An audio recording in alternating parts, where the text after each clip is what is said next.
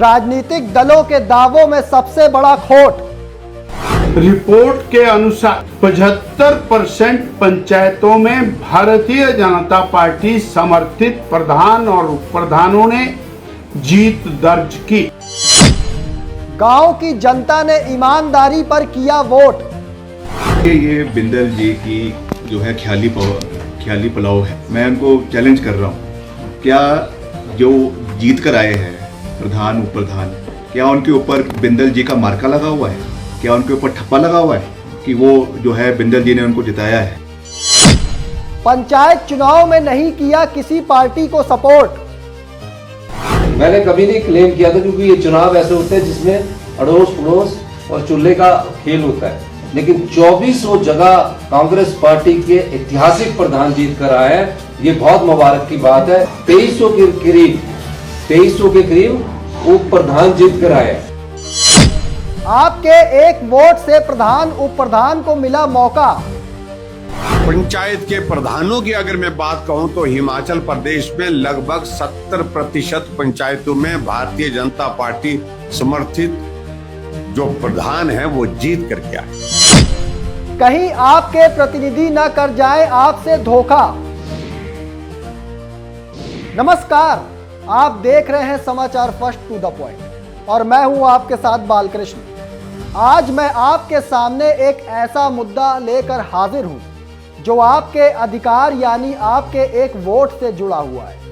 हाल ही में पंचायत चुनाव हुए हैं और आपने अपने वोट से गांव में एक ईमानदार प्रधान और उप प्रधान बनाया है।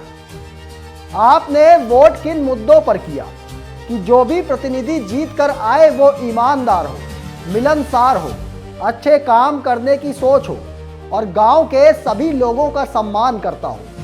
लेकिन चुनाव के बाद आपकी इस सोच के साथ राजनीतिक दल कैसे खिलवाड़ करते हैं, आज मैं आपको इस रिपोर्ट के जरिए बताने आया हूं। मैं अपनी इस रिपोर्ट में यह भी बताऊंगा कि आपका गांव में चुना हुआ प्रतिनिधि वोट तो आपसे गांव के संबंधों पर ले लेता है, लेकिन जीतने के बाद वो या तो बीजेपी से हाथ मिला लेता है या तो कांग्रेस से या फिर किसी अन्य दल से। अब इस राजनीतिकरण में हक किसका मारा जाता है? हक मारा जाता है हमारी गांव की जनता का।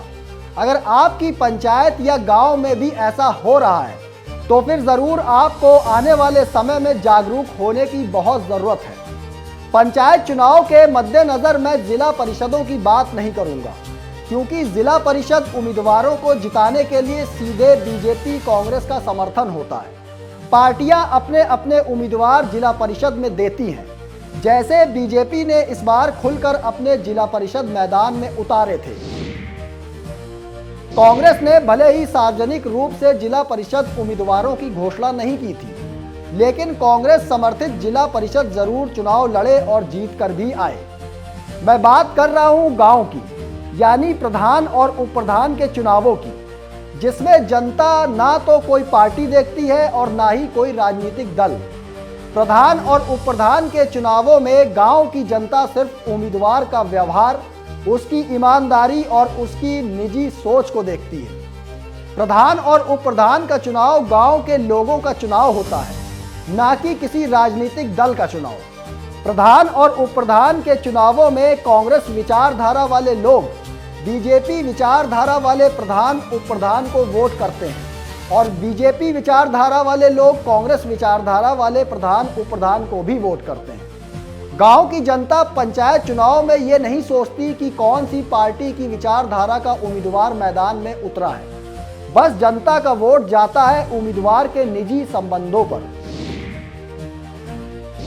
लेकिन जनता का वोट लेने और चुनाव खत्म होने के बाद अगर आपका चुना हुआ प्रतिनिधि अपने स्वार्थ के लिए किसी राजनीतिक दल से हाथ मिला ले और राजनीति में अपना भविष्य किसी दल के साथ तलाशने लगे, तो आपको कैसा लगेगा?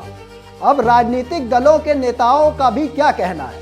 जिला परिषद तो छोड़िए, चुनाव के वक्त प्रधान और उप प्रधान के उम्मीदवारों का कोई जिक्र नहीं करता और जब चुनाव खत्म हो जाते हैं तो जीते हुए प्रधानों और उप प्रधानों पर अपनी अपनी पार्टियों का ठप्पा लगाने लगते हैं और दावा भी ठोकने लगते हैं। मतलब पंचायत चुनाव में ग्रामीणों ने वोट तो अपने गांव के उम्मीदवार को दिए होते हैं, लेकिन चुनाव के बाद पार्टियां अपने अपने प्रधानों और उप प्रधानों के जीतने के दावे करने लग जाती हैं। ये गांव के वोटर्स के साथ खिलवाड़ नहीं है तो क्या है? ये ग्रामीणों के अधिकार को सीधे हाईजैक करने की कोशिश नहीं है तो क्या है? ये राजनीतिक दलों के दावों में सबसे बड़ा खोट है कि नहीं है? दोस्तों, आप भी ग्रामीण क्षेत्रों से आते होंगे, आप भी वोट डालते होंगे, आपने भी अपने प्रधान और उप प्रधान गाँव में जितवाए होंगे। क्या आपके गांव में भी ऐसा होता है? मेरी इस रिपोर्ट को लेकर आप क्या राय रखते हैं? हमें कमेंट बॉक्स में जरूर बताइएगा। फिलहाल मुझे दीजिए इजाजत, फिर मिलेंगे एक और स्पेशल रिपोर्ट के साथ। तब तक के लिए बने रहिए समाचार फर्स्ट टू द पॉइंट के साथ। धन्यवाद।